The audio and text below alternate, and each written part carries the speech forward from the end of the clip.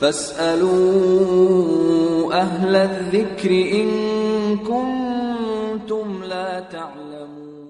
بسم اللہ الرحمن الرحیم. الحمد للہ وکفا وسلام علی عبادہ الذین اصطفیٰ. اما بعد فاعوذ باللہ من الشیطان الرجیم. بسم اللہ الرحمن الرحیم. قل ان کنتم تحبون اللہ فاتبعونی یحببکم اللہ ویغفر لکم ذنوبکم.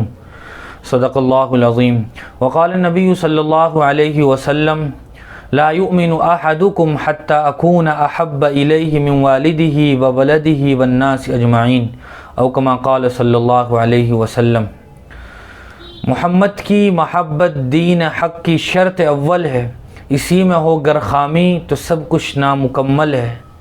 میرا منہ اور سرکار مدینہ کی ثنا خوانی، مجھے معلوم ہے اپنے سخن کی تنگ دامانی.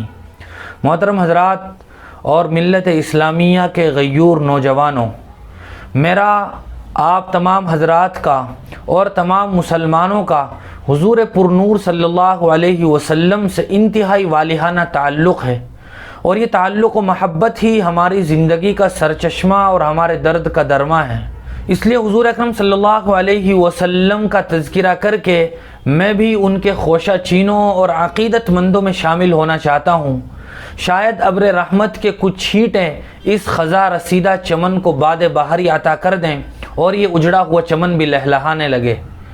حضور اکرم صلی اللہ علیہ وسلم کی زندگی پر ہزاروں کروڑوں افراد نے عقیدت و محبت کے گلدستے پیش کیے ہیں. کروڑوں انسانوں نے اس قافلہ بہاری کے نرم جھونکوں میں آرام کیا ہے. ایک جم غفیر نے اس کاروان عزیمت و ہمت کو اپنے قلم و کرتاس کی سلامی دی ہے. بہت سے حضرات نے چمن کے ذرے ذرے کو شہید جستجو کرنے کے لیے کتاب زندگی کے لکھوں کا اوراق جمع کیے. ہزارہ کتاب وجود میں آئی اور لکھوں کا صفحات پر مہر و محبت اور عقیدت و احترام کا جذبہ کار فرما ہے، اور قیامت تک نہ معلوم کتنے صفحات دامن عقیدت سے وابستہ ہوں گے. کتنے خطیب و مقررین اپنی شعلہ سامانیوں سے اس ہستی کو خراج تحسین پیش کریں گے. اور کیوں نہ کریں، وہ دانائے سبل ختم الرسل مولائے کل جس نے غبار راہ کو بخشا فروغ وادی سینہ. نگاہ عشق و مستی میں وہی اول وہی آخر، وہی قرآن وہی فرقان وہی یاسی وہی طٰہٰ. لیکن سب کے سب نے، مقررین نے بھی اور لکھنے والوں نے بھی آخر میں یہی کہا ہے کیا یا صاحب الجمال ویا سید البشر من وجهك المنیر لقد نور القمر لا يمكن الثناء كما كان حقه بعد از خدا بزرگ توی قصہ مختصر. دفتر تمام گشت وہ بپایاں رسید عمر ما ہم چنا در اول وصف تو ماندہ ایم. کیونکہ حضور اکرم صلی اللہ علیہ وسلم کی زندگی ہماگیر عالمگیر اور ہمہ جہت ہے. آپ صلی اللہ علیہ وسلم کی زندگی بیک وقت تہذیب و تمدن، معاشرت و اخلاق، سیادت و قیادت، امارت و حکومت، جہد و مشقت، توکل و انابت، صبر و قناعت، زہد و عبادت، مروت و شجاعت اور کمال علم و اخلاق کا حسین سنگم ہے. حضور اکرم صلی اللہ علیہ وسلم کی زندگی ہر فرد بشر کے لیے رہنمائی اور رول ماڈل کی حیثیت رکھتی ہے. اسی لیے اللہ تبارک و تعالی نے قرآن مجید میں ارشاد فرمایا لقد کان لکم فی رسول اللہ اسوۃ حسنہ. نقش قدم نبی کے ہیں، جنت کے راستے اللہ سے ملاتے ہیں سنت کے راستے. حضور اکرم صلی اللہ علیہ وسلم اس دنیا میں آنے والے نبیوں میں وہ عظیم پیغمبر اور نبی ہیں جن کو اللہ تبارک و تعالی نے دنیا جہاں والوں پر اور انبیاء پر بھی فضیلت عطا فرمائی ہے. تلک الرسل فضلنا بعضهم علی بعض. اور حضور اکرم صلی اللہ علیہ وسلم کی فضیلت کے نمونے ہمیں قرآن مجید میں بھی دیکھنے کو ملتے ہیں. مثال کے طور پر اللہ تبارک و تعالیٰ نے قرآن مجید میں انبیاء علیہم السلام کو جہاں بھی پکارا ان کو ان کے نام سے پکارا. حضرت آدم علیہ السلام سے مخاطب ہوئے تو ارشاد ہوا یا آدم اسکن انت وزوجک الجنہ. حضرت نوح علیہ السلام سے مخاطب ہوئے تو فرمایا یا نوح اہبط بسلام منا وبرکات علیک. حضرت زکریہ علیہ السلام سے فرمایا یا زکریا انا نبشرک بغلام اسمہ یحییٰ. حضرت یحییٰ علیہ السلام سے تکلم فرمایا یا یحییٰ خذ الکتاب بقوہ، حضرت داؤد علیہ السلام سے فرمایا یا داؤد انا جعلناک خلیفۃ فی الارض، حضرت موسیٰ علیہ السلام سے کہا یا موسیٰ ان فیہا قوما جبارین، حضرت عیسیٰ علیہ السلام سے کہا یا عیسیٰ انی متوفیک ورافعک الی ومطہرک۔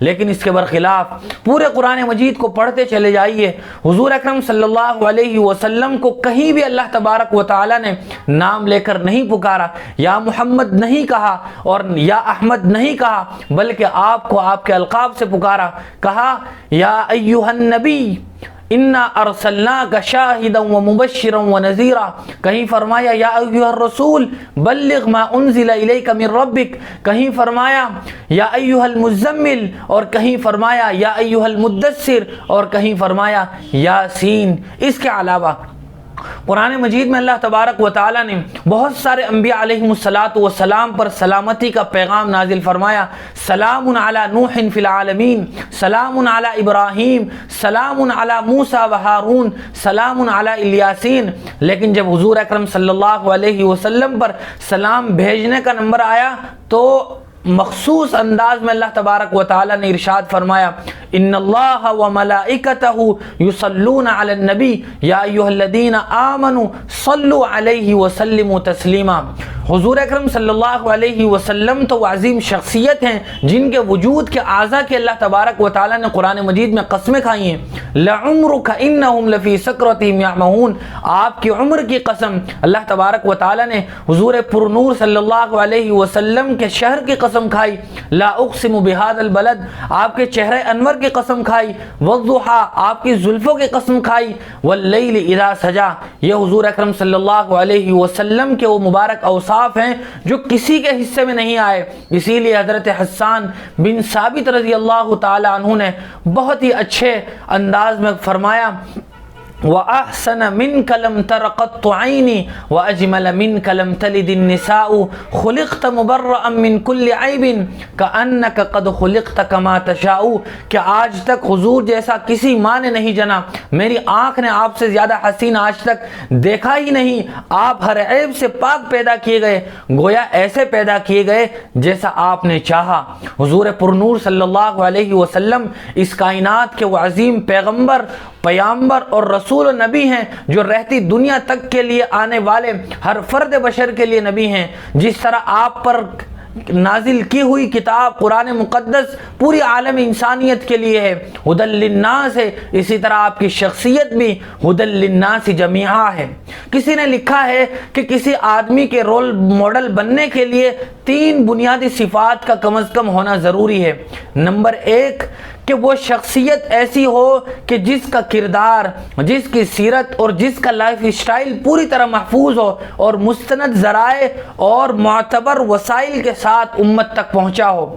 دوسری بات یہ ہے کہ وہ شخصیت ایسی ہو جو پوری عالم انسانیت کے لیے ہو، مخصوص علاقے اور مخصوص نسل کے لوگوں کے لیے نہ ہو۔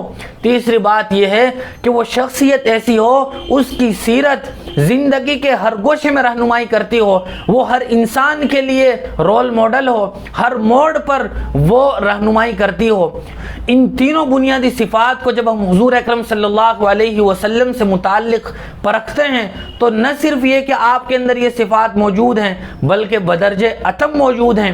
اسی لیے ہمارے سامنے حضور اکرم صلی اللہ علیہ وسلم کی زندگی کا ہر گوشہ وہ کھلی ہوئی کتاب کی طرح ہے، روز روشن کی طرح آیا ہے، چاہے وہ آپ کے خانگی معاملات ہوں، گھریلو زندگی ہو، یا یہ کہ آپ کے بیرونی لین دین ہوں، آپ تجارت میں ہوں، یا یہ کہ آپ ایک گھریلو زندگی گزار رہے ہوں، ہر شخص کے لیے حضور اکرم صلی اللہ علیہ وسلم کی زندگی نمونہ ہے۔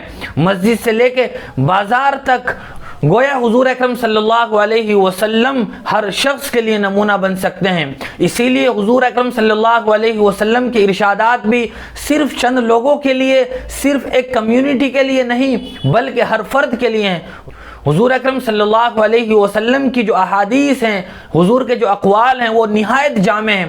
آپ نے فرمایا المسلم من سلم المسلمون من لسانہ بیدہ، کہ مسلمان تو وہ ہوتا ہے جس کے ہاتھ اور زبان سے دوسرے کو تکلیف نہ پہنچے، اب وہ دوسرا مسلمان ہو یا ایک غیر ہو، اپنا ہو یا پرایا ہو، رشتہ دار ہو یا ایک دشمن ہو۔ اسی طرح حضور نے صلی اللہ علیہ وسلم نے پڑوسی کے جو حقوق بیان فرمائے، وہ پڑوسی تمہارا یا مسلمان ہو یا ایک غیر ہو، اپنا ہو یا پرایا ہو، ہر شخص کے لیے حضور اکرم صلی اللہ علیہ وسلم نے حقوق بیان فرمائے۔ حضور اکرم صلی اللہ علیہ وسلم اس کائنات میں امن و آشتی کے، سلامتی کے پیامبر ہیں، لیکن افسوس کے ساتھ یہ کہنا پڑ رہا ہے کہ آج اسلام دشمن اور مسلم دشمن طاقتوں نے حضور اکرم صلی اللہ علیہ وسلم کی دشمنی میں ان بدترین حرکتوں کا ارتکاب کیا ہے۔ وہ غلیظ گالیاں اور وہ مغلظات، وہ حفوات بکے ہیں کہ الامان والحفیظ، حضور اکرم صلی اللہ علیہ وسلم سے متعلق یہ تمام تر باتیں بالکل بے بنیاد اور بالکل غلط ہیں۔ چند دنوں پہلے پیش آنے والا واقعہ فرانس کا ایک ایسا بدترین واقعہ ہے جو انسانیت پر ایک بدنما کلنک ہے۔ وہ کتنا بدترین واقعہ ہے جس کو فریڈم آف اسپیچ کے نام سے ہزاروں نہیں کروڑوں اور اربوں مسلمانوں کے قلوب کو جس کے ذریعے سے مجروح کیا گیا، مسلمانوں کے دلوں کو اذیت پہنچائی گئی۔ حضور اکرم صلی اللہ علیہ وسلم کا نعوذ باللہ کارٹون اور خاکہ بنا کر دیواروں پر چسپاں کیا گیا۔ یہ مسلمانوں کے جذبات کے ساتھ کھلواڑ ہے، یہ مسلمانوں کے دلوں کے لیے ٹھیس اور اذیت کا باعث ہے، یہ نہ جانے کتنے روحوں کے لیے تکلیف اور اذیت کا باعث ہے۔ حضور اکرم صلی اللہ علیہ وسلم تو وہ عظیم ہستی تھے جن کے بارے میں کسی شاعر نے کہا ہے، راہ میں کانٹے جس نے بچھائے، گالی دی پتھر برسائے، اس پر چھڑکی پیار کی شبنم صلی اللہ علیہ وسلم۔ حضور کی سیرت کو ہم اٹھا کر دیکھ لیجئے، آپ کے زمانے میں ابو سفیان نے آپ کے خلاف کیا کچھ منصوبے نہیں بنائے، لیکن جب اس نے اسلام قبول کیا آپ نے اس کو بھی امان دے دی۔ ہندا نے آپ کے محبوب چچا حضرت حمزہ کے اعضاء کو کاٹ کر گلے کا ہار بنوایا تھا، آپ نے اسے بھی معاف کر دیا۔ سراقہ ابن جوشم آپ کے قتل کے منصوبے سے آپ کے پیچھے چلا تھا، لیکن آپ نے اس کو بھی معاف کر دیا۔ حضور اکرم صلی اللہ علیہ وسلم نے اپنے جانی دشمنوں تک کو بھی معاف کیا ہے، لیکن آج کی دنیا یہ ایسی عظیم ہستی پر کیچڑ اچھال رہی ہے اور فریڈم آف اسپیچ کے بے بنیاد عنوان سے مسلمانوں کو تکلیف پہنچا رہی ہے۔ ایسے حساس موقع پر میں اپنے تمام تر مسلمان بھائیوں اور سیکولر سوچ رکھنے والوں سے پرزور اپیل کروں گا کہ ایسے ناہنجار بدباطن بدقماش لوگوں کا معاشرے میں بائیکاٹ کیا جائے، ایسے لوگوں کا اور ایسے ملکوں کے پروڈکٹس کا اور مصنوعات کا بائیکاٹ کیا جائے، اور ہم مسلمان حضور اکرم صلی اللہ علیہ وسلم کی زندگی اور سیرت کو اپنا کر ساری دنیا میں آپ صلی اللہ علیہ وسلم کا تعارف کرائیں۔ لوگ جتنا آپ کے خلاف بولتے رہیں، ہم اپنے عملی کردار اور کریکٹر کے ذریعے سے حضور اکرم صلی اللہ علیہ وسلم کا صحیح تعارف کرائیں، کیونکہ صرف زبانی دعووں سے کوئی آدمی سچا عاشق رسول نہیں بن سکتا۔ تعصی الالہ وانت تظہر حبہ ھذا لعمری فی القیاس بدیع لو کان حبک صادقا لاطعتہ ان المحب لمن یحب مطیع۔ زبان سے محبت کے دعوے، اعضاء سے گناہ کا ارتکاب، یہ کوئی سچا مومن اور سچا عاشق رسول نہیں بن سکتا ہے۔ اس لیے حضور اکرم صلی اللہ علیہ وسلم کی زندگی کو اپنی زندگی میں ڈھالا جائے، آپ کے اسوے کو اپنایا جائے، اور ہر فرد اس بات کی کوشش کرے کہ ہم ایسے لوگوں کو حضور اکرم صلی اللہ علیہ وسلم کے اخلاق کو اپنا کر صحیح معنی میں جواب دیں گے۔ محمد سے وفا تو نے تو ہم تیرے ہیں، یہ جہاں چیز ہے کیا لوح و قلم تیرے ہیں۔ وآخر دعوانا ان الحمد للہ رب العالمین۔